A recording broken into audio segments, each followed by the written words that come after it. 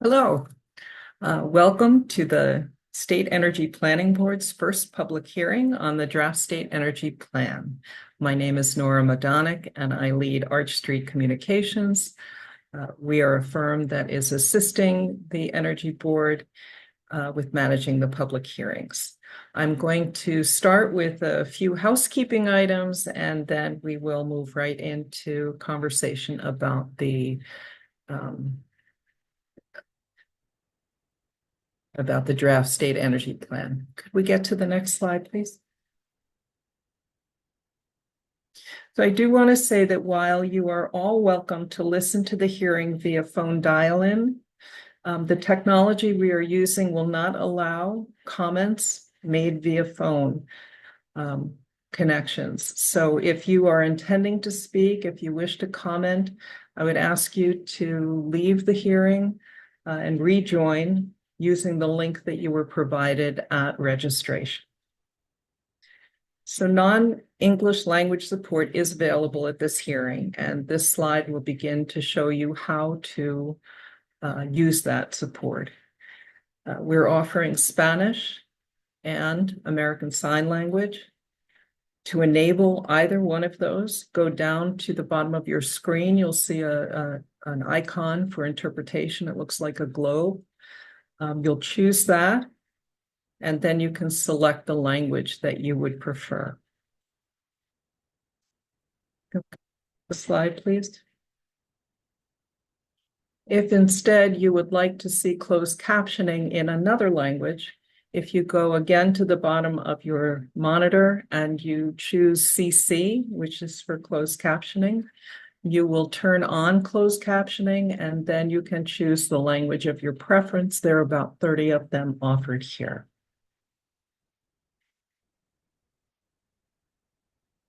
If at any time during this hearing you have technical issues, please enter them into the Q&A. We have staff that are monitoring the Q&A at all times and will help you. Please don't try to use the chat. It is disabled for this hearing. So I am going to turn things over to Doreen Harris, who is the chair of the State Energy Planning Board and president and CEO of the New York Energy Research and Development Authority, NYSERDA.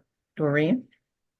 Yes, thank you, Nora. Good afternoon, everyone. Again, I'm Doreen Harris, Chair of the New York State Energy Planning Board and President and CEO of NYSERDA. I want to thank each of you who have joined us virtually today for the first hearing of our State Energy Planning Board. This is specifically a hearing to accept public comment on the draft state energy plan that was approved by the State Energy Planning Board for release on July 23rd, 2025. This hearing is being recorded and professionally transcribed as part of the official record. The recording and transcript will be posted to the State Energy Plan website as soon as practicable after this hearing. Next slide, please. With me are several members of the State Energy Planning Board, which directs the development of this plan for which we're here to receive comment. I'd like each to introduce themselves in order, starting with Assemblymember Dee Dee Barrett. Good afternoon. Thank you so much. I'm Assemblymember Dee Dee Barrett, and I chair the Assembly's Committee on Energy and have been really delighted to serve as Speaker Carl Heastie's representative on this board for the last almost year. It's been a very interesting process, and I very much look forward to hearing what the public has to say. Thank you. Thank you. Next, we have the Chair of the Public Service Commission, Rory Christian. Good afternoon. Thank you, President Harris. My name is Rory Christian. I'm the chair of the Public Service Commission and CEO of the Department of Public Service. Looking forward to today's discussion. I'm here to listen and your comments and incorporate those thoughts into future decisions. So thank you all for coming. Thank you. Next, I'd like to introduce Commissioner Roberta Reardon of the Department of Labor. Good afternoon. Thank you, Chair Harris, and it's a pleasure to be here with all of you. I am looking forward to hearing your comments during this meeting. Thanks. Thank you. And I believe last but not least, President and CEO Rich Dewey of the New York Independent System Operator. Good afternoon. Thank you, Chair Harris. My name is Rich Dewey. I'm the President and CEO of the New York Independent System Operator. We're responsible for operating the New York State's electric grid and administering wholesale markets. Looking forward to hearing the comments this afternoon. Thank you. Thank you all. So while we don't have all of the planning board members here today, certainly all our members are invested in this process. And as these hearings progress, other members will be present, both virtually and across the state at the hearings that ensue. Next slide. There we are. So I'll begin today by providing some background on the state energy plan and opportunities to provide input on the draft plan. Then Carl Maas, Senior Vice President of Policy Analysis and Research at NYSERDA, will present a brief overview of the draft state energy plan that we're here to discuss today. Afterward, we will talk through hearing logistics, including how you can comment today. All told, this will require about, as you see, 15 minutes, and the rest of our time will be dedicated to hearing from each of you. Next slide, please. I transition now to background on the state energy plan. The state energy plan provides broad policy direction that guides energy-related decision-making within New York State. The plan importantly includes a 15-year outlook through 2040 with recommendations for meeting future energy demands that prioritizes an energy system that is reliable, clean, and affordable while supporting economic development, equity, and a healthy environment. Importantly, this plan builds on our significant progress as a state toward a clean energy economy, such as investing in energy-efficient technologies that are saving New Yorkers money, installing over 6 gigawatts of distributed solar, completing the South Fork Wind Farm, breaking ground on the Champlain Hudson Power Express, and the $1 billion Sustainable Future Program. Next slide, please. The State Energy Planning Board released a draft state energy plan on July 23rd, 2025. And as we speak, we are encouraging New Yorkers to review and provide their input through written comments or at public hearings like the one you're present here today. Public input received in response will be used by the board to develop the final state energy plan, which is anticipated to be published by the year's end. So as you see here, this is the first of 9 hearings that the board is hosting. And you can see the schedule running through September for the rest of the hearings occurring in the next month or so. Next slide, please. To provide further insight into the draft plan, I'd like to introduce Carl Maas, NYSERDA's Senior Vice President for Policy Analysis and Research, to walk us through the draft plan's broad planning goals. Carl. Thank you, Chair Harris. As you've noted, the state energy plan serves as an opportunity to take stock of our progress, calibrate the state's energy projections considering economic and political conditions, and focus our vision on the 15 years ahead. Next slide. All right, I'll first begin by orienting everyone to the draft plan itself. The draft release for public comment consists of 2 volumes, as you can see on this slide. Volume 1 is the summary for policymakers. It provides an overview of our energy system today, broad planning goals, and summarizes findings and recommendations from subsequent plan chapters in Volume 2. Volume 2 consists of the topical and analytical chapters listed here. We've also developed and released 6 fact sheets on key plan topics. All of this material is available on the State Energy Plan website. Next slide, please. Okay, so I'd like to first walk you through our overall approach for the plan, which has been to focus on the following 5 goals. First, to ensure a reliable, resilient, and clean energy system. Second, to ensure energy affordability and equitable access for all New Yorkers. Third, to drive economic growth. Fourth, to advance energy technology innovation. And finally, fifth, to continue progress on economy-wide decarbonization. I'd like to spend a little time talking through each of these. Next slide. The State Energy Plan puts forth policy considerations to ensure that our energy system can deliver abundant, reliable, resilient, and clean energy for New York. We will achieve this by maintaining a diverse mix of both supply resources and infrastructure. Diversity in our energy resource allows the state to meet our energy needs while minimizing the potential impacts of energy supply disruptions and price fluctuations in any given market. Substantial investment will be needed to modernize aging infrastructure, address hazards, and support economic development. And as the plan carefully spells out, this is true for every energy path that New York could walk down. I also would like to note that we are in a time of great uncertainty in the energy sector. The analytic modeling conducted for the state energy plan reflects multiple scenarios to provide insight into a range of possible outcomes. Next slide, please. The plan considers affordable energy and broad access to bill-reducing energy efficiency and clean energy choices as essential for an equitable energy transition and to New York's continued prosperity through advancing community and economic development.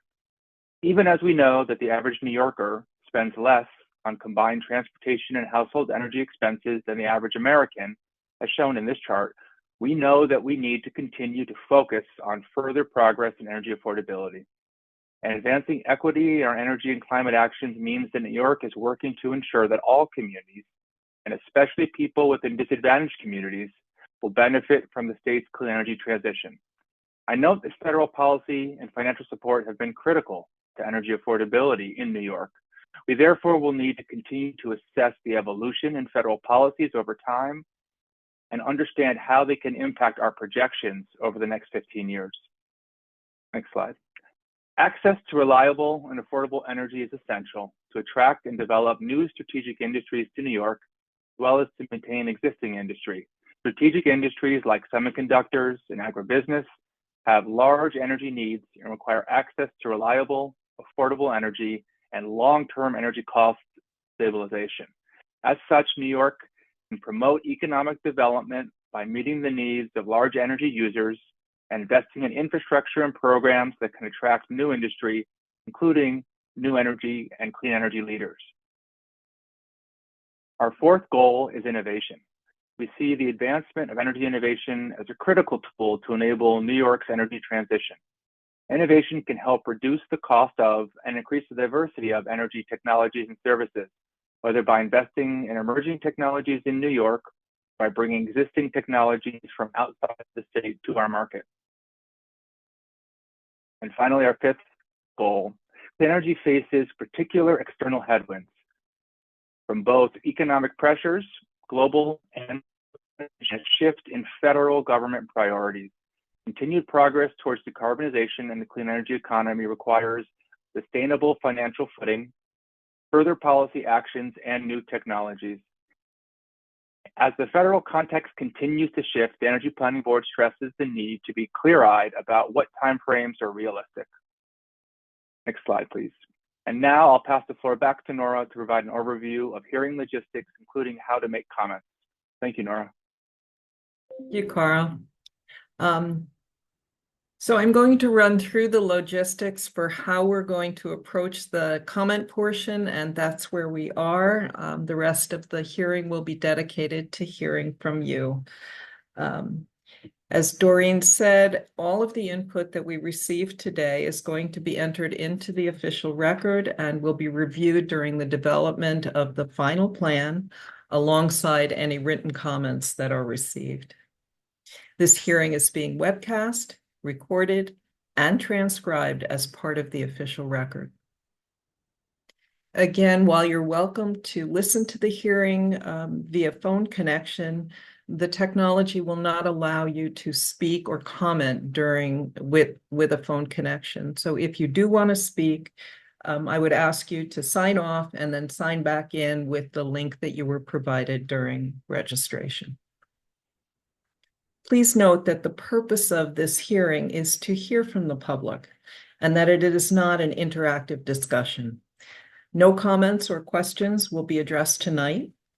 We will hear a diversity of viewpoints, however, from the many speakers who have signed on to share tonight. We would encourage you to please listen respectfully to all points of view.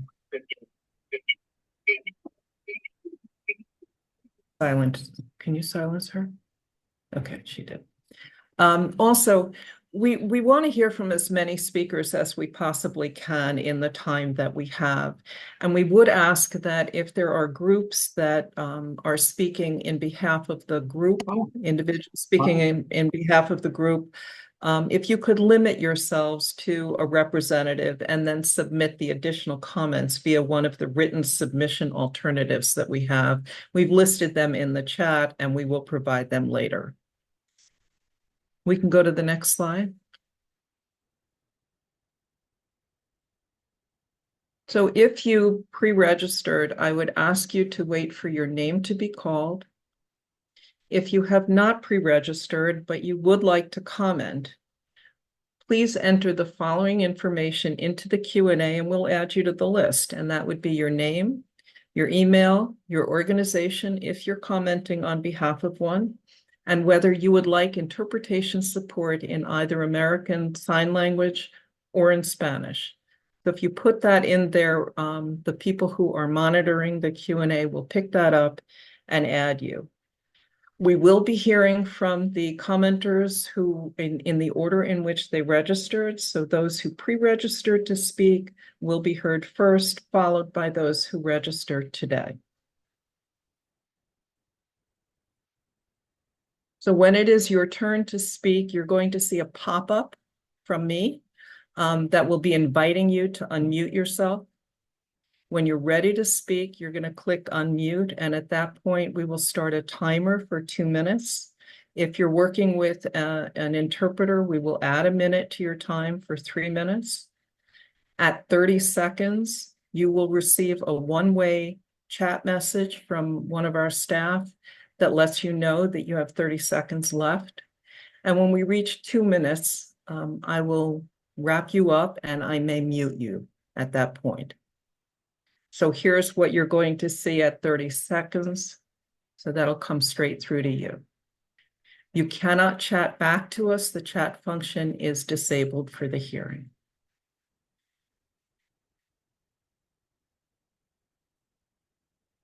And if you are having any technical difficulties, you can also enter them in the Q&A. Right here, we have an example. I'm having trouble with the audio. We will respond back to you and we'll give you whatever help that you need. Move on. Okay, so this is information that we will leave on during the comment period, showing you how to enter to be added to our comment list and how you can submit comments if you choose to via writing or by attending another public hearing. We have a full calendar of the public hearings that will be coming, as well as a way for you to submit in writing. Okay. So I'm going to get to my list. Yes, as you get to your list, Nora, I do want to identify Commissioner Richard Ball of Agriculture and Markets, who has joined us as well as a member of the Energy Planning Board. Commissioner, thank you for joining us. Over to you, Nora. Thank you. Thank you. Thank you. Welcome, Commissioner. Okay, so we have first, we're going to hear from Roger Kayaza, and please forgive me if I don't pronounce your name correctly. And then on deck, we are going to have Sarah Al-Sharif. So Roger, you're going to receive a message now that asks you to unmute, and when you're ready to speak, you can get started, and we'll turn on the timer. Okay. Timer's on. My name is Roger Kayaza. Documentation for my comments was posted on my Pragmatic Environmentalist of New York blog.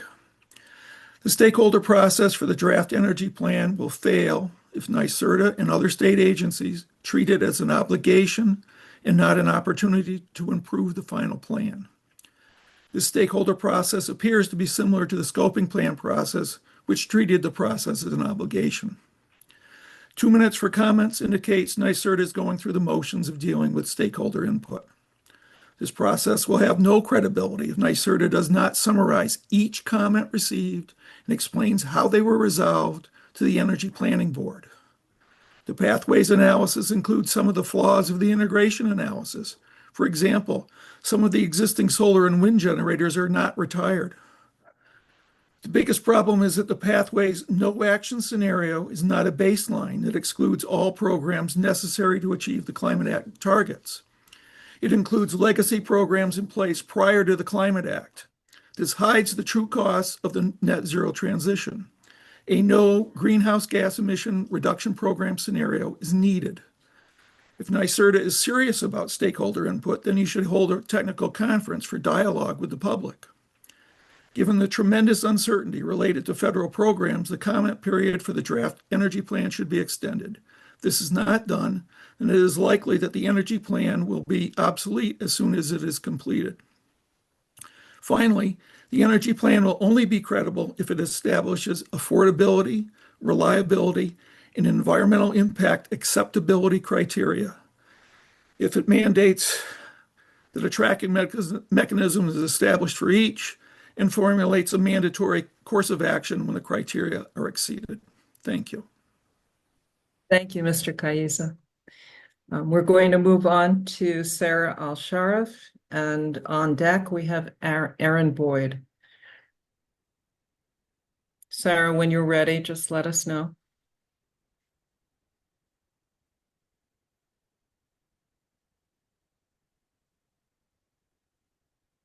All right, I'm going to move on from Sarah, and we will come back to you. And if anyone else is not able to jump on when we call on them, we will come back at the end to revisit and see if you have been able to join us.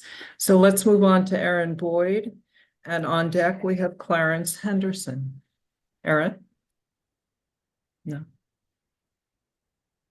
Aaron has not joined us, so let's move on to Clarence Henderson.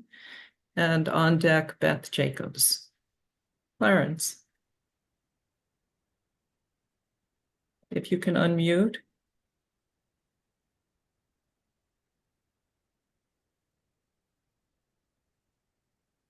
It looks like you're unmuted, Clarence. If you'd like to start speaking, we can start the time.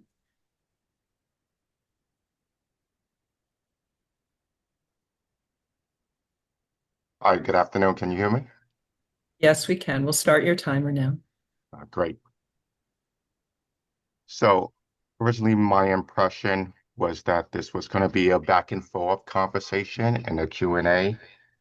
But I guess I'll raise my question if the draft state energy plan is going to be and apply to New York City. And if so, when would the regulations change for energy battery storage for residential use? That concludes my question. Total of your comment. Thank you very much, Mr. Henderson. Let's move on to Beth Jacobs, and we have Jerome Tyler DeVries on deck. Beth?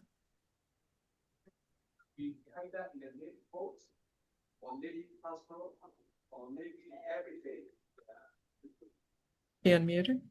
No. All right, it seems Beth may not be with us today. So we'll move on to Jerome Tyler DeVries, and on deck is Kevin Bronner, Senior. Okay, so Jerome, if you would like to, you're unmuted, if you would like to speak. No? All right, Jerome is not with us, so Kevin Bronner, Senior, we're going to move on to you, and on deck is Sean Myers. Kevin. Thank you for the opportunity to speak today. I sent in some comments on August 6th in writing, and I'm just going to summarize it very briefly. My proposal has to do with local governments who are trying to plan for energy efficiency in the future. And I have experience in this area. So, and I'm mainly focused on the electricity area. What I'm proposing is that the plan should really show up in volume 1 from the year 2026 to 2040, what the projected prices of electricity will be. There's information on prices of electricity scattered throughout the document, but I just like to see a table with the year 2026 to 2040, showing the best estimate of what the prices of electricity will be. Now, this is really important if you're trying to plan an energy efficiency program for a local government, because the price of electricity, and remember, I'm just talking electricity, will be an avoided cost. So if you know what the cost you're trying to save on is, you can implement your new plan effectively. So thank you for the opportunity to comment again. Thank you for your comment. So we're going to move on to Sean Myers, and we have Odalis Lopez, who is on deck. Mr. Myers?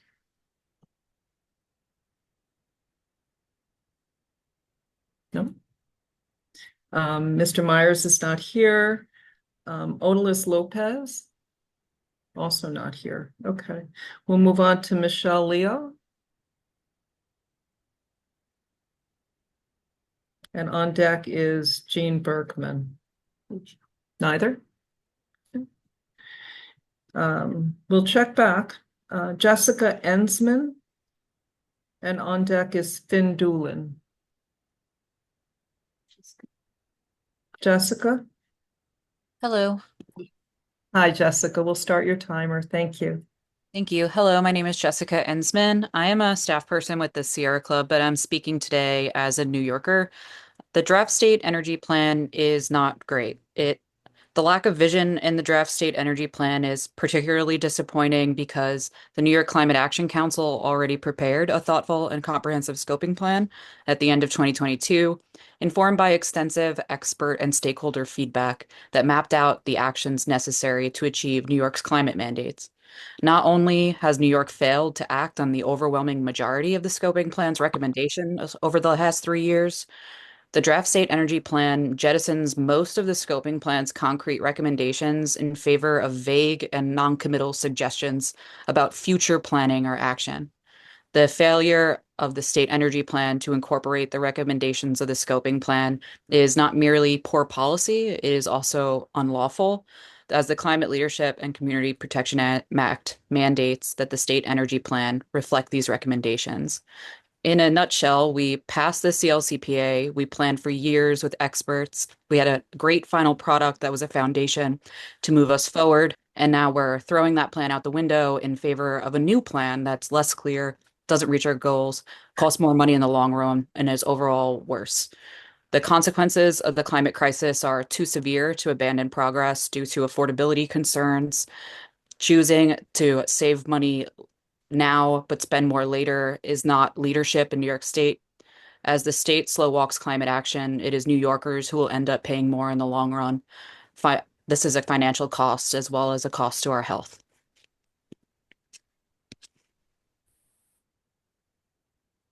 Going to move on to Daniel Brennan, and Joanna Weissman is on deck. Daniel Brennan, I'm going to waive my comment. Thank you. Thank you very much. Joanna Weissman, and then we have Rashi Aki is on deck. Joanna? Good afternoon.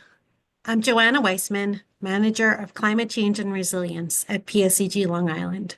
I'd like to thank the Energy Planning Board members, as well as the staff of many state agencies, including NYSERDA and DEC, for the tremendous effort to prepare this draft plan.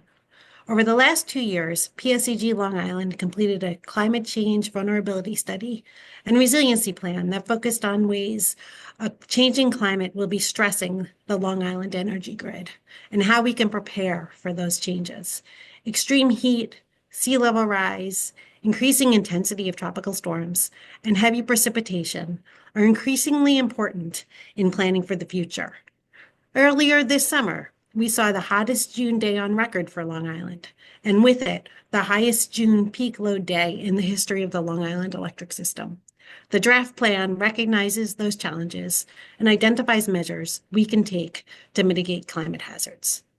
Importantly, the draft plan also calls on New York State to continue our efforts to reduce greenhouse gas emissions, despite challenges we are facing to do so.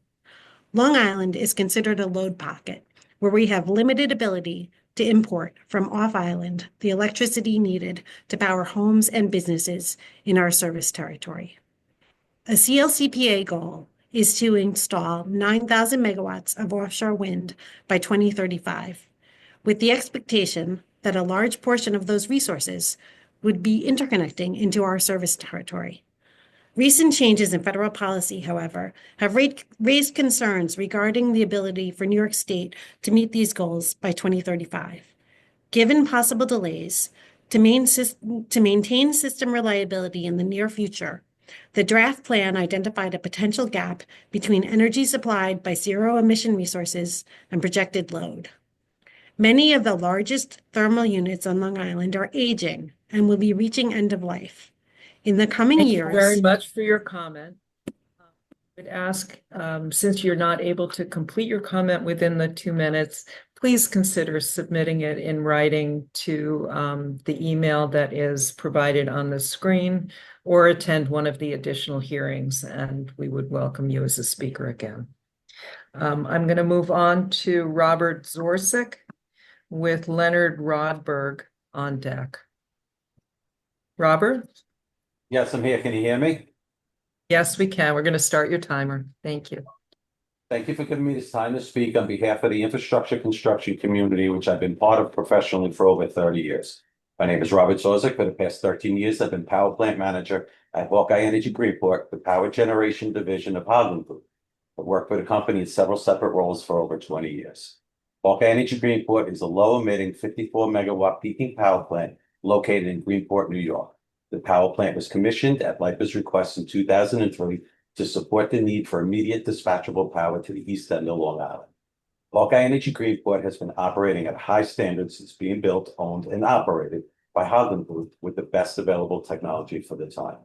The power plant is a great support to the Greener Energy Initiative by being commissioned with a NOx and CO catalyst, ammonia injection grid, and combustion water injection, making the plant capable of operating seamlessly below its emissions criteria and continue meeting all new emissions standards. Throughout the power plant's operational years, the plant has received many capital improvements. An advanced operating system was installed to give the power plant the ability to immediately respond to grid conditions, bolstering grid stability. The power plant has state-of-the-art emissions controls equipment installed for emissions monitoring and reporting, along with reliable emissions controls operations. For over 2 decades, the plant has maintained above a 98% availability factor with a highly efficient heat rate. Success at the power plant is one example of how investing in your asset is a key component to its overall success.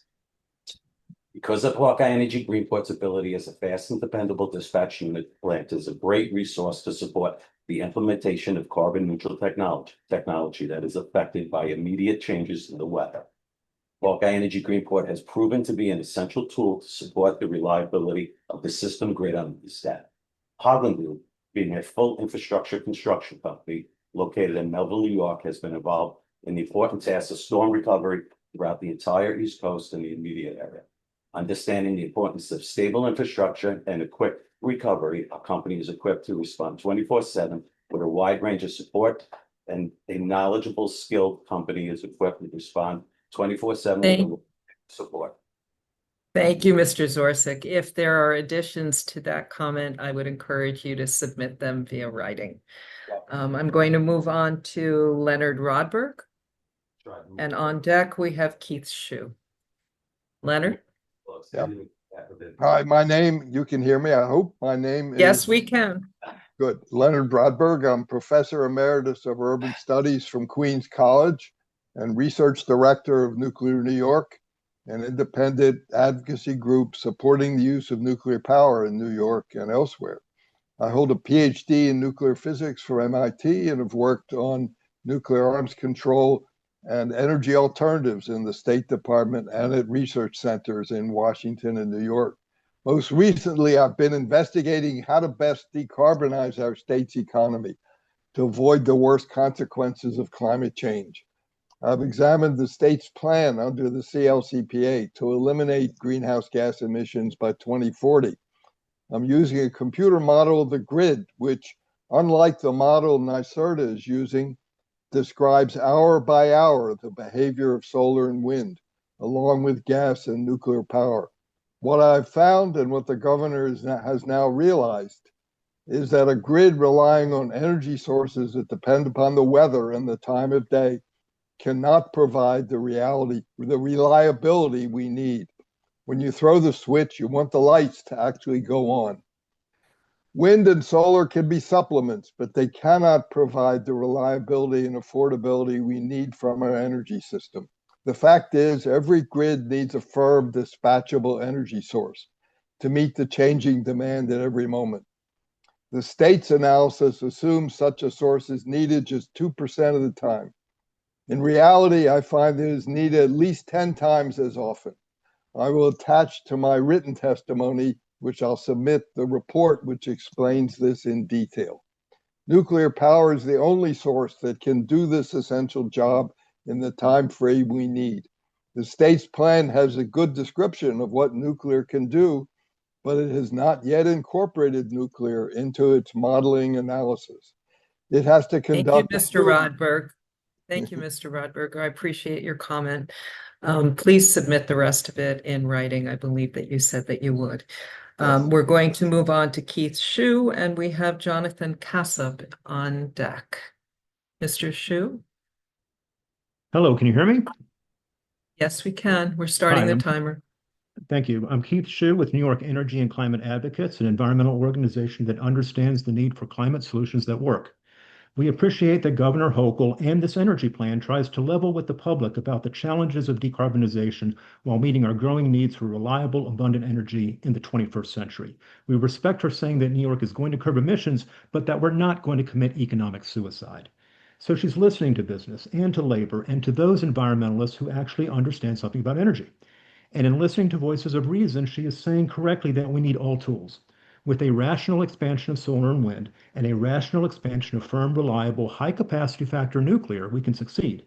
But a lopsided extremist approach that discriminates against nuclear will fail, resulting in New York continuing to burn fossil fuels. And in the process of failing, we'll also do unnecessary ecological harm to our beautiful state.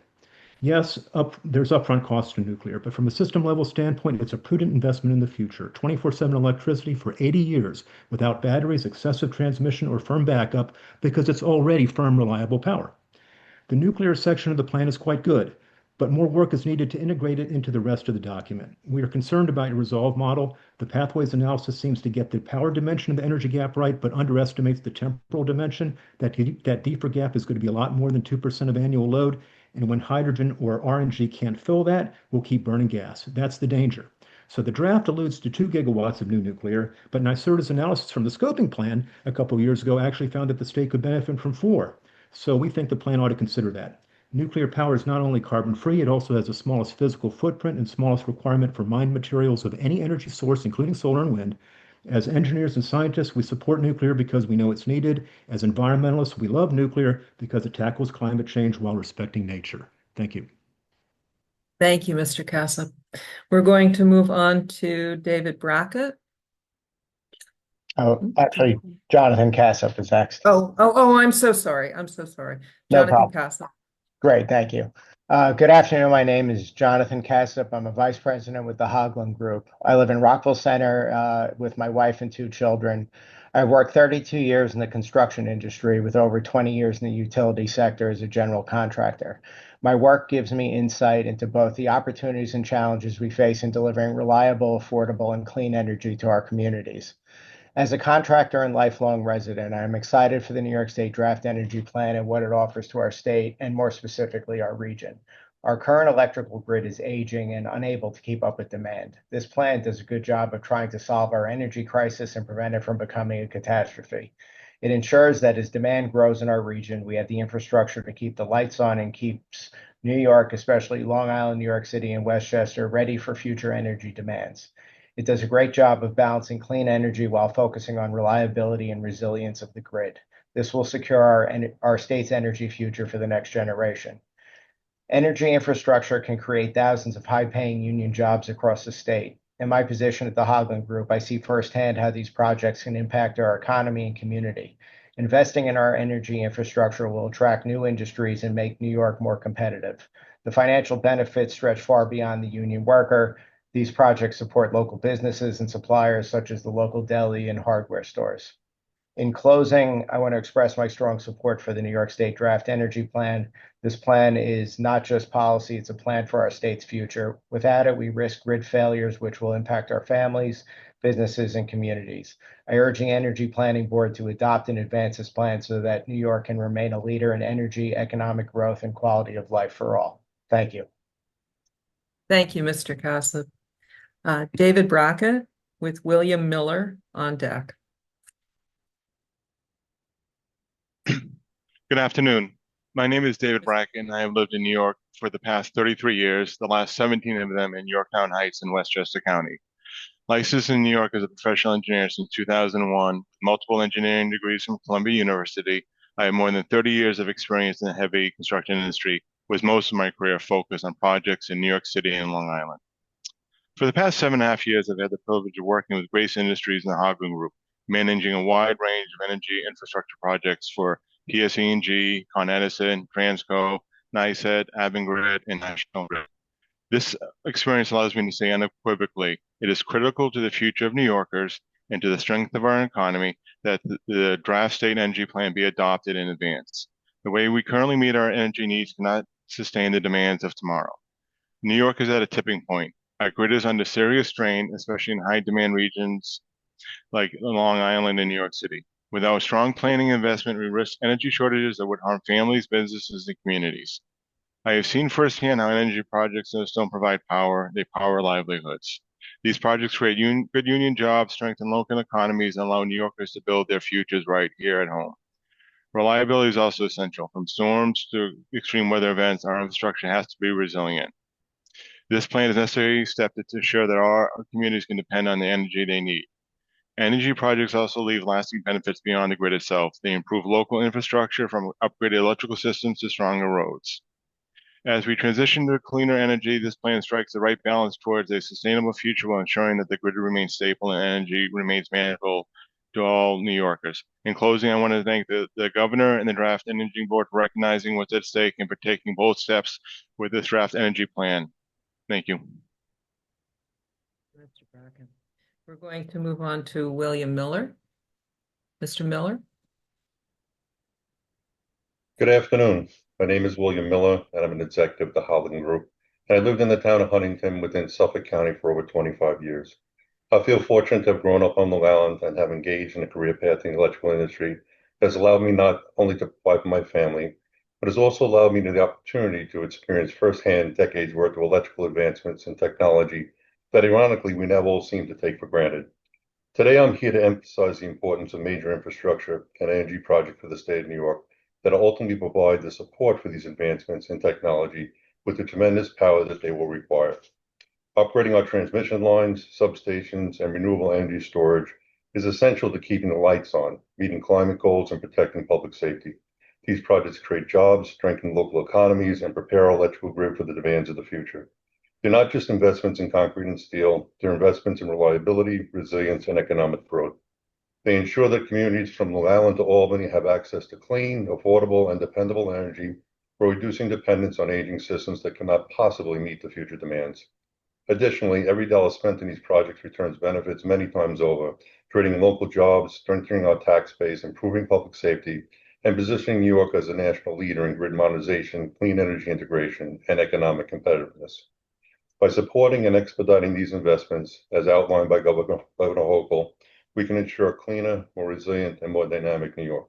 A New York that has a clear vision and the foresight to plan for all of our community's growing energy needs that have unquestionably been justified by industry professionals as requirements, not just as wants. Today, based upon this, I urge the board to continue prioritizing and expediting the approval and support of major infrastructure and energy projects so that we can deliver a stronger New York that will secure the future of our state for generations to come. Thank you for your time. Thank you, Mr. Miller. I'm going to pause for just a second. We've had a number of people join us. If you need Spanish translation, we have live translation available.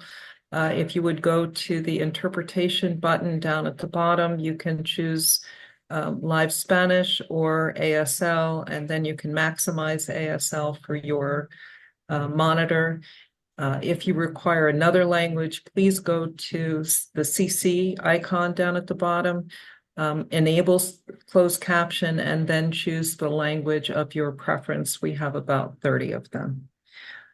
So we're going to go on to Sydney Lagayo, and Alana Wynn is on deck. Is Sydney available? Yes, can you hear me? Yes, we can. My name is Sydney Laquillo. I do government and community affairs for Hoagland Group. As an organization that constructs, maintains, and upgrades energy infrastructure, we have an acute understanding of the critical need for policy initiatives, such as the state energy plan. Our energy infrastructure is aging as demand for electricity increases rapidly. From data centers and AI to electric vehicles, the mass electrification of our society must be met with an adequate supply through diverse and mixed energy sources and infrastructure. This is the only way we will be able to deliver affordable, resilient, and reliable energy to New Yorkers. Hoagland Group has experience in constructing infrastructure that delivers these resources. With some of our largest projects supporting renewable energy deployment, I see firsthand the value of fostering the clean energy industry in New York State. Beyond the tremendous environmental benefits, which cannot be overstated, it has allowed our company to extend workforce development programs in disadvantaged communities and provide pathways to lifelong family-sustaining careers in the construction trades. Everywhere we do work, we have a mission to engage with local schools, organizations, pre-apprenticeship programs, and industry partners to make sure that the local communities and the next generation workforce are feeling the positive economic impacts of energy projects while learning about their critical need and importance. To close, I just want to emphasize how much the draft energy plan means to New Yorkers as it sets out to safeguard our state's energy future. Without this plan, we face the real possibility of disruptions and shortages that will impact households, local economies, and communities. I ask that the Energy Planning Board and our elected officials please move forward with this plan and ensuring that New Yorkers continue to lead in innovation, sustainability, and prosperity for all residents. Thank you. Thank you for your comment. We'll move on to Alana Wynn, and James Kennedy is up on deck. Hi, Ms. can everyone Wynn? hear me? Yes, we can. Okay, great. Good afternoon, everyone. My name is Alana Wynn. I'm the Director of Project Support with Hoagland Group. I live in Islip, New York, within Suffolk County. I'm originally from Rockland County, but I've been fortunate to call Long Island my home for almost 10 years. Thanks to my company and the infrastructure that we build for the state of New York, and specifically Long Island, I have been able to raise a family here. I was fortunate to start working at Hoagland Group over a decade ago and have had the opportunity to see all of this infrastructure created. In my role, I see the challenges in the industry, but I also see the opportunities that are created from it.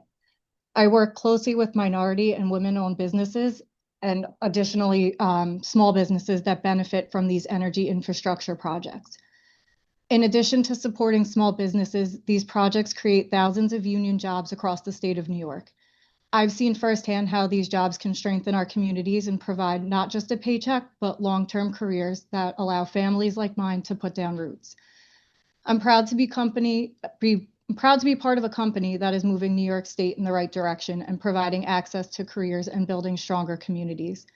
And I just want to thank you all for the opportunity to provide a comment today and express my support in this draft energy plan. Thank you. Thank you for the comment, Ms. Wynn. James Kennedy with Polk Stone on deck. Mr. Kennedy? Can you hear me? Yes, we can. Yeah, hi there. My name is James Kennedy. I'm Vice President of Development at the Hoagland Group. What I want to put forth here in my time is talking about the clean energy transition. I think we need to have a plan that responsibly grows the clean energy resources while keeping our grid stable.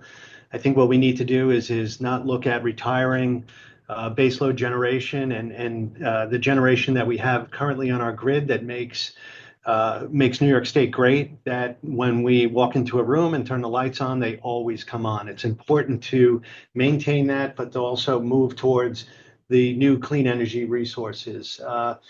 At Hoagland Group, we build the infrastructure that makes all of this renewable energy possible.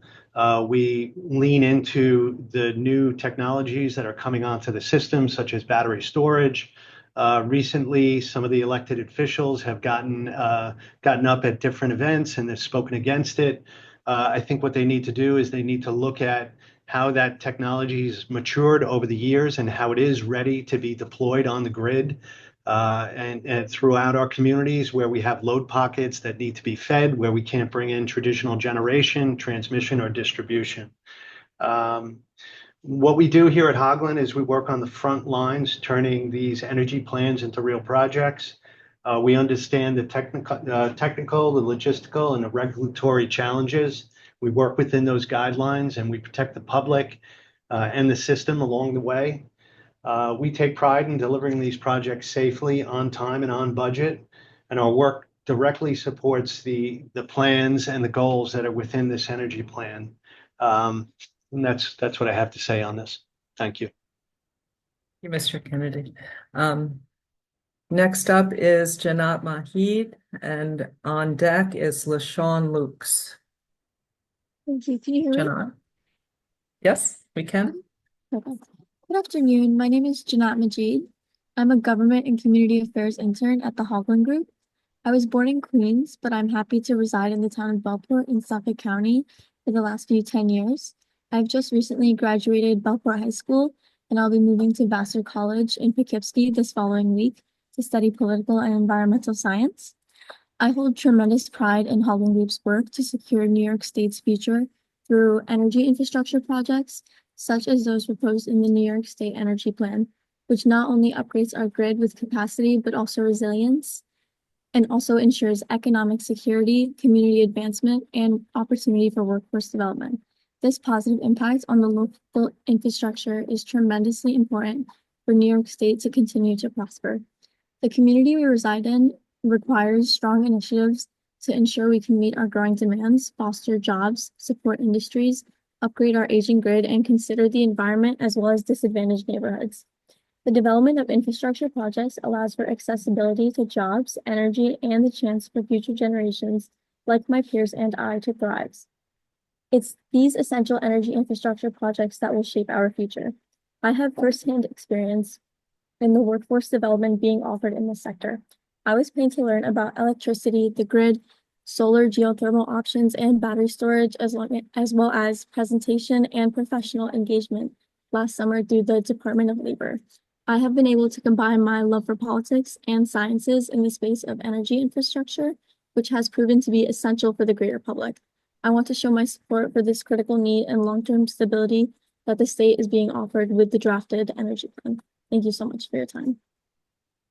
Thank you for your comment. I'm going to move on to Lisa Marshall with Chandler Crosby on deck. And just so anyone is curious, if I'm skipping a name, it's because they weren't able to join us. Lisa Marshall.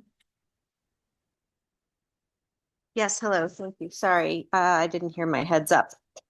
It would be great.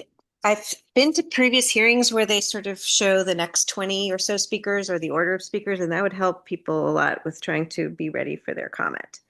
Thanks for hearing my comment today. I want to talk specifically about some concerns about energy affordability and what's happening in the state right now and how the Energy Planning Board could address this. I'm particularly concerned about the very successful Empower Plus program that helps low and moderate income households to weatherize and pre-electrify, and in some cases electrify their homes. And we're really experiencing a crisis right now in terms of that program being suddenly and dramatically cut back. This is a very successful program, and the State Energy Planning Board really needs to address the consistency and funding for this essential program. We're also interested in seeing the State Energy Planning Board specifically address the GAP Fund program. This is a new fund that was put in this year's state budget, but only funded at a level of $2 million, which isn't really enough to do the program. This would address some of the issues with homes that prevent them from engaging in the energy efficiency programs that the state offers. And at this time, those kinds of households are just left with no recourse. And so their bills are high, their homes are uncomfortable and often unsafe. And so this fund needs to be fully funded. We'd also like to talk about energy financing, providing no interest or low interest loans depending on household income to make home energy upgrades. And I see I only have a few seconds left. I'd like to say that the State Energy Planning Board seems to want to backtrack on some of our state's goals due to higher costs and the Trump administration's lack of funding. And this is the opposite of what needs to happen. Thank you.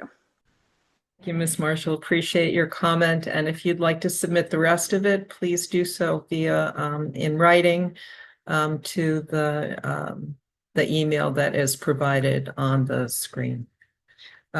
We have a couple of skips here, and we're going to go to Gabriel Recchio with Andrea Bonilla on deck. Gabriel, are you ready to speak? Yeah, can you hear me? Yes, we can. Thank you. Great, thanks. My name is Gabriel Recchio. I work for Sierra Club in New York, commenting today, like my colleague Jess, as a New Yorker. We falter over the urgency and severity of the climate crisis at our own peril. This plan is the first to be released in 10 years, and more importantly, it's the first to be released since the Climate Action Council released its scoping plan, a roadmap for New York State to tackle the climate crisis and achieve the goals of the climate law. Even though legally this energy plan is supposed to incorporate the recommendations of the scoping plan, it doesn't. On page 13 of chapter 8, the buildings chapter, the plan states, the themes and recommendations discussed in the remainder of this chapter reflect the steady progress scenario. But full realization of the Climate Act targets by 2050 will require significant additional investment and market adoption for efficient electrification, backed by strong policy commitments such as new regulatory mandates, early retirement of existing fossil fuel equipment, as well as substantial technical progress. So the plan is explicitly stating here that the recommendations aren't to get us to legally mandated requirements of the climate law. This is especially hard for me to accept because elected officials and policymakers for years have been touting the climate law, pointing to it, saying, look, New York, we're leading on climate. We passed a great law. We point to it proudly all the time, but it feels like we haven't been working earnestly toward implementing the law. And in fact, the roadmap to implement the law gets largely ignored even when it's required to be considered. Ever since we passed the climate law in 2019, fossil fuel front groups, Republicans, and their shills have been throwing the book at us nonstop, beating the drum that we're moving too far, too fast, when the opposite is true. I beg you, if part of the determination to water down scoping plan recommendations and backslide on climate commitments is that we're going to cool opposition and help us win elections in New York, we're wrong. Much of the opposition are not acting in good faith. They won't stop just because we backslide on our climate law commitments. They're going to keep throwing the book at us, whether we advance in the direction of science and compassion and toward a future we can look forward to or not. So let's at least take the ground we're suffering blowback for, the ground we need to take to address the urgency and severity of the climate crisis. Thank you. Thank you, Mr. Recchio. We'll move on to Andrea Bonilla, and then Nivo Rovedo is on deck. Ms. Bonilla? Yes, I'm here. Can you hear me? Yes, we can. Thank you. Thank you. My name is Andrea Bonilla. I am a Director of External Affairs for Vineyard Offshore, and I am a Long Islander of almost 30 years. I wanted to thank the state for the state energy plan. I think it is crucial for our state and especially for the region of Long Island in terms of planning for economic growth, supply chain, and manufacturing jobs, and for the public health benefits of having clean air, reducing fossil fuel reliance, and supporting climate resiliency in a region that has been affected by many weather storms in the last 15 years. I also, as an offshore wind developer, we appreciate the planning for transmission. Transmission upgrades are very much necessary for offshore wind generation to be able to interconnect and provide much needed electricity generation for the future of New York. Thank you. Thank you very much for your comment. I'm going to move on to Nivo Rovedo. Yes, hello. Can you hear me? Yes, we can. Hello? We can hear Okay, you. great. My name is Nevo Ravito. Thank you. My name is Nevo Ravito. I live in the Hudson Valley of New York, and I am a Sierra Club volunteer. I'm deeply disappointed with the draft state energy plan because it doesn't make enough effort to meet the mandates of the CLCPA.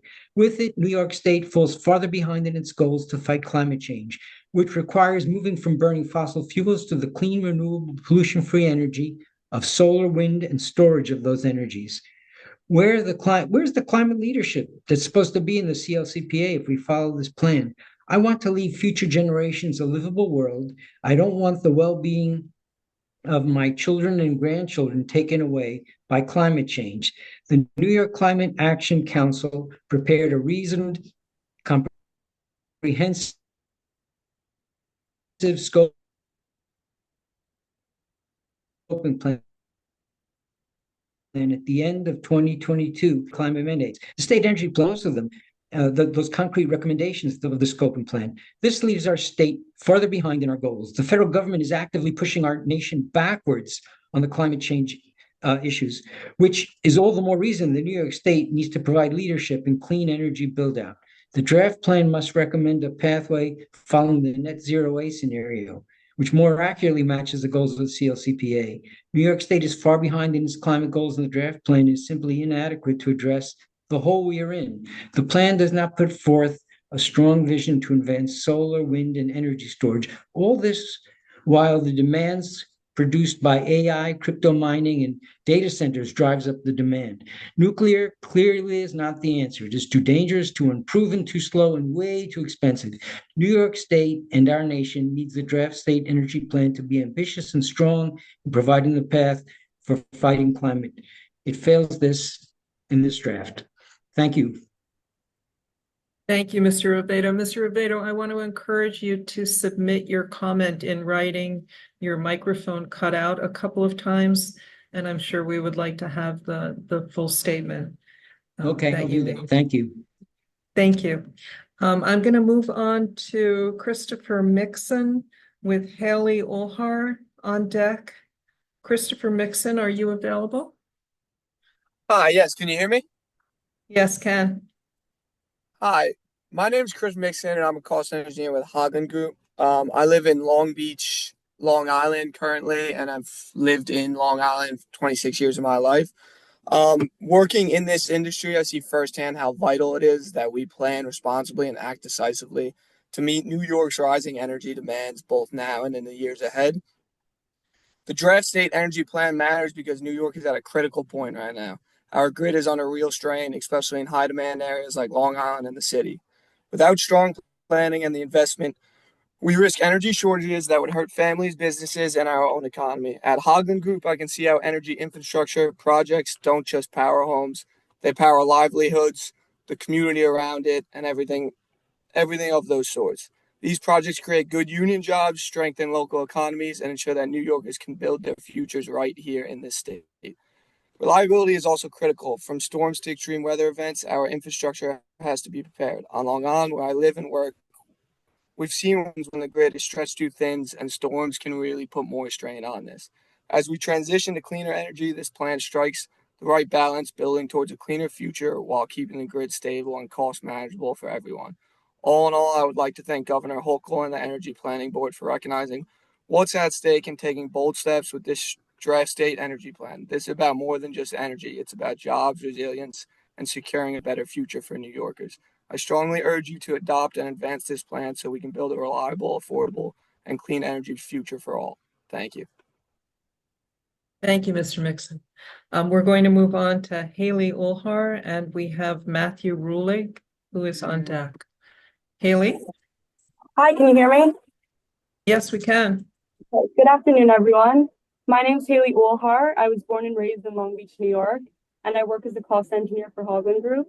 I've been fortunate to experience both the field and office operations and the company's strong commitment to community involvement. I've been able to witness firsthand the powerful impact our work has, not only for our company, but for the communities we serve across New York State.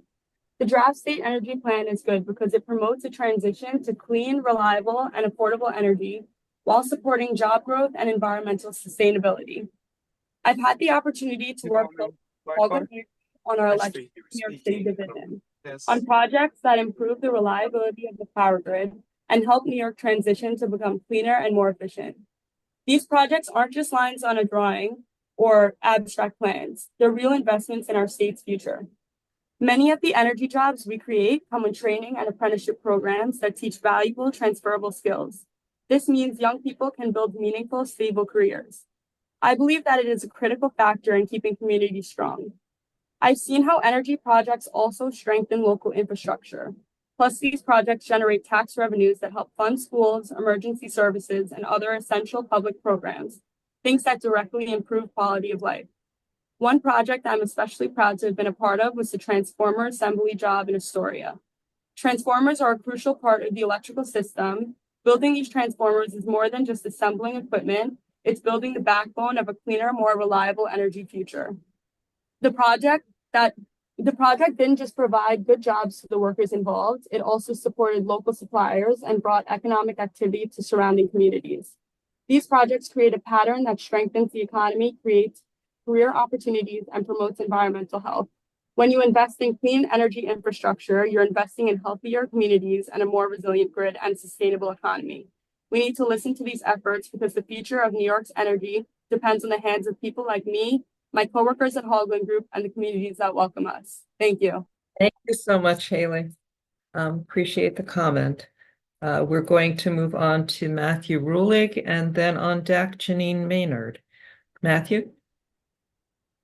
Good afternoon. My name is Matthew Rulig, and I serve as a technical trainer and support associate with the Haugland Group. I live in the town of Islip in Suffolk County, and I am proud not only to help build New York's energy infrastructure, but also to call the state my home. My work gives me a front row seat to both the opportunities and the challenges we face in delivering reliable, affordable, and clean energy to our communities. New York's Draft State Energy Plan provides a thoughtful and forward-looking vision to meet our state's growing energy needs while keeping costs manageable for our families and businesses. At its core, this plan is about securing our energy future for our next generation. Jobs, economic growth, and public safety all depend on the choices we make today. As both a worker in this industry and a resident of the state, I care deeply about how energy policy affects my family, my neighbors, and our communities. In closing, I want to express my strong support for New York's Draft State Energy Plan. This is more than just a policy document. It is a roadmap to protect and strengthen our future. Without it, we risk an energy crisis that could harm families, businesses, and the very communities we call home. I urge the Energy Planning Board and our elected leaders to adopt and advance this plan so that New York can continue to lead in energy innovation, economic growth, and quality of life for all. Thank you. Thank you, Mr. Rulig. We're going to move on to Janine Maynard with Matthew Jackson on deck. Ms. Maynard? Good afternoon. Thank you for this opportunity. My name is Janine Maynard. I live in Long Island, New York. I'm a lifelong Nassau County resident, and I've been here 69 years, seen a lot of change in the way power is used on Long Island. As a citizen speaker, I would say that there's deep concern that the infrastructures need improvement. And so I see that the draft plan really does address a variety of tools for improving infrastructure and making sure that resilience is there.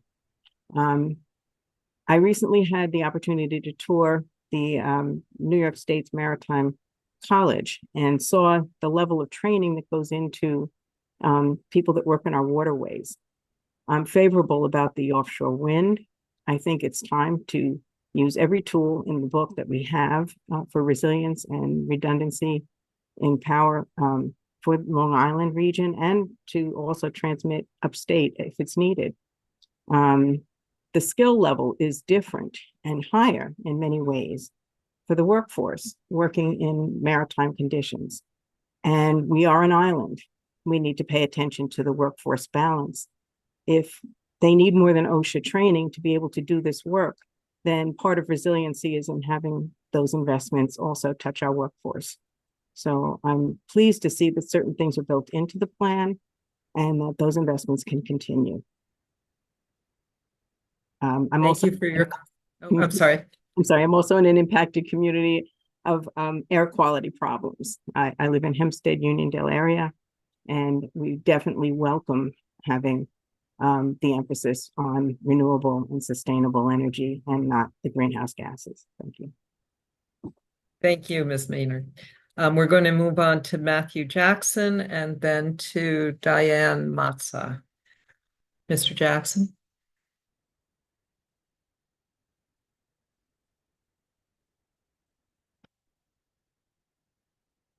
Mr. Jackson, you're invited to unmute.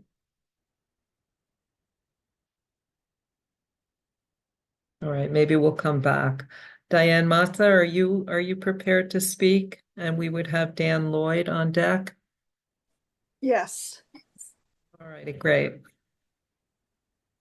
Okay, I am a 75-year-old New Yorker who thinks that this plan should be a roadmap to the state's fulfillment of the mandates laid out in the CLCPA. But instead, it betrays the people of this state who have long supported vigorous measures to protect them from the depredations of the fossil fuel industry. What weakens the plan most, in my opinion, is its failure to endorse a rigorous cap and invest program, which the governor once committed to. The beauty of the cap and invest lies in its holding accountable the fossil fuel companies by making them pay for the damage they have caused. Cap and invest was specifically designed so that polluters would pay for climate change mitigation projects. Let's look at the facts. A recent study by NYPIRG shows that climate change cost $2.2 billion in 2023, a cost borne by we, the New York State taxpayers. These costs will continue to rise if we fail to act aggressively. Experts have put the cost at $10 billion a year by 2050, and this plan does not in any way address that issue. Although the DEC has said that cap and invest remains an option, cap and invest appears nowhere in the energy plan, and no alternative has been proposed. This plan that is on draft will most certainly not meet the emission cuts required by the climate law, which requires an initial 40% reduction by 2030. According to this plan, the state is now saying it will not meet that target until at least 2036. We need greater vision from our New York State leaders, and I expect that to appear in a revision of this plan. Thank you. Thank you, Ms. Massa. We're going to move on to Dan Lloyd, and then we'll check in with Chandler Crosby. Dan? Yeah, good afternoon. Thank you for the opportunity to submit a public comment. My name is Dan Lloyd, and I represent Minority Millennials. It's an organization based on Long Island that's committed to helping young people of color access jobs, build wealth, and become civically engaged. So we want to say thank you to New York State for sticking with the plan, especially in a time where bold leadership is not always popular and long-term vision is often overshadowed by short-term politics. Especially in the face of economic uncertainty, misinformation, and political pressure, we are grateful that the state has chosen to stay focused on building a cleaner, more reliable, and more equitable energy future that matters. And we recognize how difficult that is. Again, we are based on Long Island, and as you probably all are aware, Long Island has been a very difficult place to navigate renewable and clean energy policies in the past couple of months. We also want to acknowledge the reality that New York consumes a massive amount of energy across homes, businesses, transportation, industry, and critical infrastructure. Meeting that demand while reducing emissions, increasing affordability, and building resilience is no small task. This draft energy plan reflects that complexity, and as well as the stability and progress that is needed. It prioritizes innovation, smart planning, and community-centered engagement. One of the most things that is important to us as an organization, and it also still aligns with the goals of the CLCPA, ensuring that disadvantaged communities are not just protected but prioritized. This plan, we feel, must translate into real careers and wealth-building opportunities, especially for young people of color and residents of disadvantaged communities who have historically been excluded from growth industries. We urge continued investment in clean energy workforce development programs, apprenticeship programs, and local partnerships that ensure this transition leads to good paying and long-term jobs. We salute NYSERDA and the developing partners that have already invested so much time and information and workforce programs on Long Island, where there were a lot of young people really interested and focused on these jobs and careers. And we've seen a lot of colleagues that have lost careers in their jobs in the past couple of months. So this is a real impact on what's happening. So Thank you, Mr. Lloyd. Thank you, Mr. Lloyd. If you have addition to your comment, please submit it in writing. Chandler Crosby, and then we're going to go to Rashi Aki. Chandler? Mark. Sorry? Mark Dunleavy.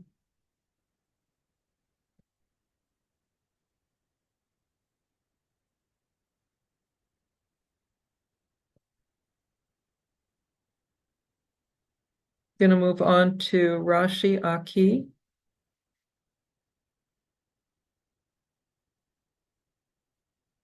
Rashi, are you available? I just unmuted myself. I hope you can hear me. Yes, we can. Thank you. My name is Rashi Aki. I'm the CEO of Agrid Energy.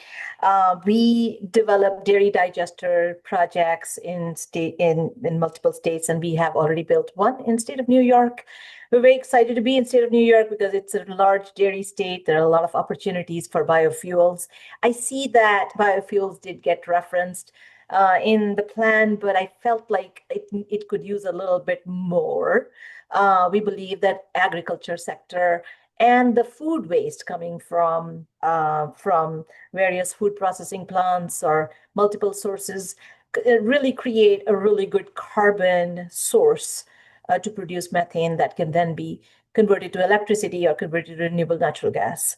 I know that renewable natural gas does get mentioned, but I just want to highlight and bridge the gap on the electricity side. I believe that electricity side allows us to go to smaller dairies and do smaller projects. And I truly feel like having distributed generation in this time and age could be really, really helpful for all of us. It'll also support the rural New York, which we certainly want to continue to support. So I feel like there is a potential for us to, we need all sorts of renewable power and fossil power with the times that are coming up with the AI demand and additional demand of electricity.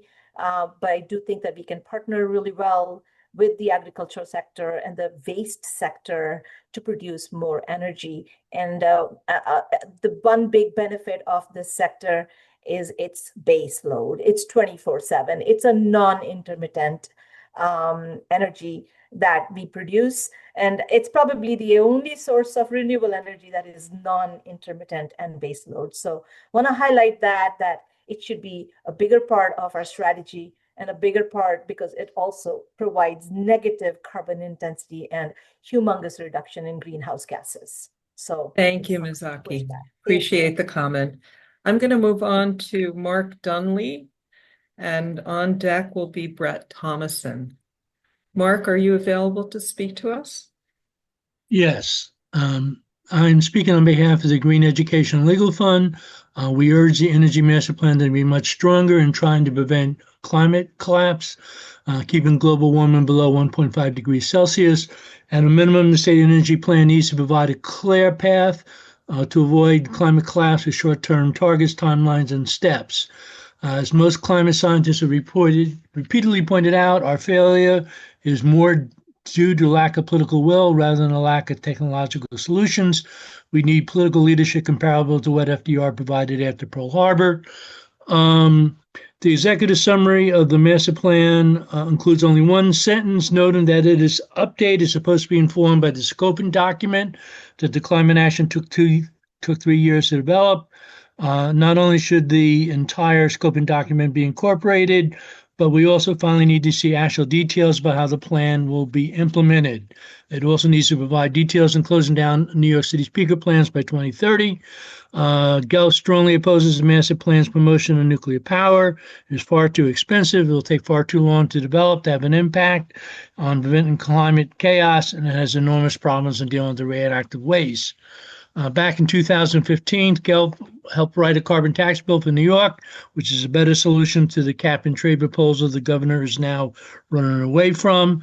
We will note that the price of the carbon permits should reflect the social cost of carbon, which DEC estimates is $21 a ton, EPA at $190 a ton. The revenues need to be invested in helping people decarbonize their homes and communities while protecting them from price shock. We must make polluters pay. We must end the massive subsidy to keep these 3 old nuclear power plants open. Even more important than saying yes to renewable energy, battery storage. Energy efficiency is saying no to fossil fuels, especially any new gas pipelines.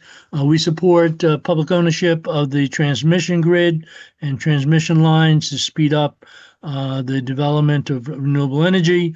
We're a strong proponent of public power. Thank you, Mr. Dunley. I appreciate your comment.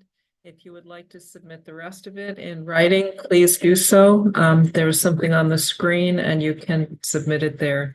We'll move on to Brett Thomason and then Heather Stanton. Brett? Thank you. My name is Brett Thomason. I am the political director at Steamfitters Local 638. We are a union that represents nearly 9,000 members in New York City and Long Island, who have literally been powering New York since 1884. Our members power the HVAC systems and the powerhouses and power plants in the New York City area.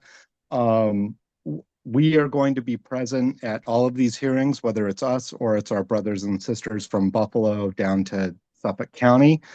So I wanted to just weigh in and make a few quick comments on the energy plan.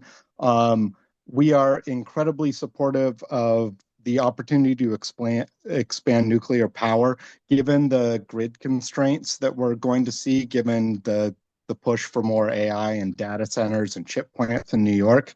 We need carbon-free power sources for those industries. The other thing I want to point out is the importance of this energy plan's call out to the Utility Thermal Energy Network and Jobs Act, which is an opportunity for New York to lead the nation in capturing wasted heat to power our heating and cooling systems and pull buildings off the grid and deliver carbon-free solutions for people to have heating and cooling. Beyond that, our members work in every sector of the energy industry, whether that is in offshore wind. We cool the transmission plants that bring that clean electricity across the state. We work in battery storage. We install the sprinklers that make sure that they're not a fire hazard. We work in gas. We literally power every section of industry our members are a part of, and we need to make sure that we have a pipe-to-pipe transition so that the working people of New York City have an avenue to power a 21st century New York. Thank you, Mr. Thomason. Appreciate your comment. I'm going to move on to Heather Stanton, and I have Deborah DeSantiago on deck. Heather? Hi, I'm Heather Stanton. I live in Elmira, New York, in the Southern Tier area. I'm mainly calling as a concerned citizen. My concern about the draft state energy plan is that it delays for too long a more substantial transition away from fossil fuels and onto renewable energy or energy sources that don't burn fossil fuels. I'm concerned that climate change is already hurting us now, and it's just going to continue to get quite a bit worse, and we just can't delay this transition any longer. We've already had many more very hot days in the summer. I've been here since the 1980s. It's much hotter than it used to be. We've had much more flash flooding and severe downpours. So for example, myself and my neighbor have had trees come down in these storms, hit our property and houses. My neighbor's house sustained pretty severe damage. In addition, my son is an apprentice with the IBEW and is currently employed working on wind turbines in the Dansville area. This is a great example of how renewable energy can support good union jobs. However, I'm really worried about heat illness for him because he's outside 10 to 12 hours a day in 90+ degree weather with high humidity. And that's just going to get worse and worse. What are we going to do for these outside workers? We really need to be much faster to move off our dependence on fossil fuels instead of slower, because that's what this draft energy plan does. It's just too slow. And that's my worry. Thank you. Thank you, Ms. Stanton. We're going to move on to Deborah DeSantiago and then to Matthew Jackson should be on deck. Ms. DeSantiago? Good afternoon. My name is Deborah DeSantiago, and I'm the assistant to the president, Luis Vasquez of the Long Island Hispanic Chamber of Commerce, and I'm also the director of operations here at the Chamber. We believe that the path to a stronger economy and more equitable future runs directly through the bold environmental investments. For our community, this is more than just about conservation. It's about job creation, workforce development, and finally building generational wealth. As of right now, the green economy represents our greatest opportunity to put people in good paying positions and lasting careers. We urge that you support the policies to create a good local workforce by partnering with our trade schools and ensuring that our residents here on Long Island, especially in underserved communities, are first in line in training in everything that revolves around energy ordering, green construction, and solar installation, just to name a few. For our minority-owned businesses, this is a chance not to just participate, but to lead by prioritizing local and diverse contractors for public projects. You directly enable our businesses to grow, hire more employees, and build the capacity that leads to major contracts. This is how we break cycles. A job in a thriving green industry provides stability. A successful business becomes an asset that can be passed down. This is the real meaning of creating generational wealth, and it starts with decisions that we are making today. We urge you to invest in our future, while our community doesn't just benefit from a cleaner environment, but also own stake in the prosperity it creates. Thank you for your comment.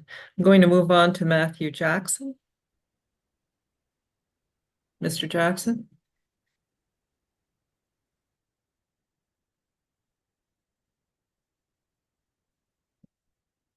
Mr. Jackson, would you like to unmute? All right, just on the off chance that is the end of our registered speakers who have chosen to speak. I'm just going to run through the list of people who had registered to speak but were unable to join us, just in case they did toward the end. If you would if you hear your name in the Q&A, just say here and we will get you on. I have Sarah Alshari, Aaron Boyd, Beth Jacobs, Jerome Tyler DeVries, Sean Myers, Odalis Lopez, Michelle Leo, Jean Bergman, Finn Doolin, Melissa Hoffman, Hulk Stone, LaShawn Lukes, Louise Vasquez, Chandler Crosby, Catherine Shane, Mary Finneran, Anne Marie Ruggles, and Matthew Jackson. Is there one in there? Okay, so we have a registered person who wasn't called. Yeah. Hear from Eric Dawson. Eric, I'm sorry that you weren't.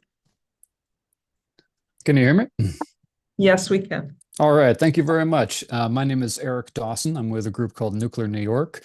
I submit that the most important part of New York State Energy Plan is preserving and expanding reliable zero-emission nuclear energy. In recent years, NYSO has explained New York's electricity system with a Dickensian phrase, the tale of two grids. It's a short story. Upstate New York has a 90% clean grid with 3 operational nuclear power plants, whereas downstate New York now has a 90% fossil fuel grid after shutting down all its nuclear power plants. The moral of the story is simple. To decarbonize large electric grids in the 21st century, nuclear energy is essential. Why is this? Nuclear is the most reliable source of zero-emission energy, and it requires the least land, least materials, least new transmission lines, least backup, and least reliance on foreign supply chains of any other zero-emission source. Nationally, support for nuclear is now bipartisan, and it should be nonpartisan. In a nutshell, the problem with New York's energy policy in recent years has been overestimating the capability of weather-dependent renewables like solar and wind, and underestimating the need for reliable nuclear energy. There are two main goals in the New York CLCPA, the 2030 goal and the 2040 goal. The 2030 goal of 70% renewables-only electricity is unreasonable, and according to projections by both NYISO and NYSERDA, it will not be achieved. Whereas the 2040 goal of 100% zero-emission electricity is at least possible precisely because it is technology neutral. But realistically, it can only be successful if nuclear energy is preserved and expanded. Thank you. Thank you, Mr. Dawson. That concludes the registered speakers for today. We're going to put up a holding slide, and we will be here until 4 o'clock when we will turn things back to the chair. So if you would like to register to speak, you certainly can follow the instructions that are on slide 26, which is to enter your name, your email, your organization, and whether you would like interpretation support in American Sign Language or Spanish into the Q&A. We'll be back when we have speakers or at 4 o'clock.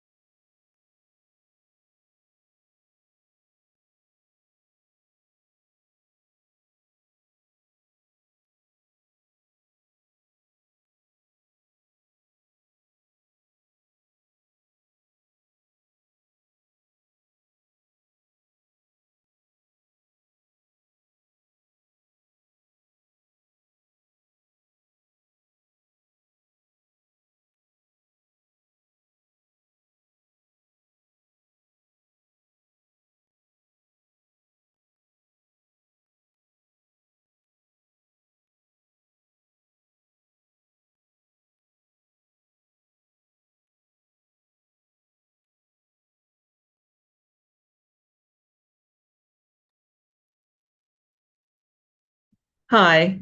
So I'm going to turn things over to, we have not had any further requests to speak. Reminder that if you wish to submit by in writing, there are instructions for you here. But I'm going to turn things back to the chair, Doreen Harris, to close our hearing. Doreen? Yes, thank you, Nora, and thank you all. If we turn to the, oh, here we are. Yes. So we're going to close today's hearing as we reach the end of our scheduled time. I want to thank certainly all of the commenters and participants for today's hearing. On behalf of the State Energy Planning Board, I want you to know that we take seriously the feedback that you've provided, and certainly will consider it as we develop the final plan. For additional opportunities to comment, please do consider submitting a written comment or attending another public hearing. Written comments are being accepted through October 6th, 2025, and can be submitted via our online form, email, or postal mail as shown on this slide. And next slide, please. You can also provide comments at another hearing. Our next hearing is in person in Buffalo on Wednesday, September 3rd from 5 to 7 p.m. You can find more details on these hearings as you see here at energyplan.ny.gov. And with that, I want to reinforce my thanks not only to my fellow members of the Planning Board, but also to each of you who took the time to weigh in today. I hope you have a great afternoon. And with that, I will end this public hearing. Thank you.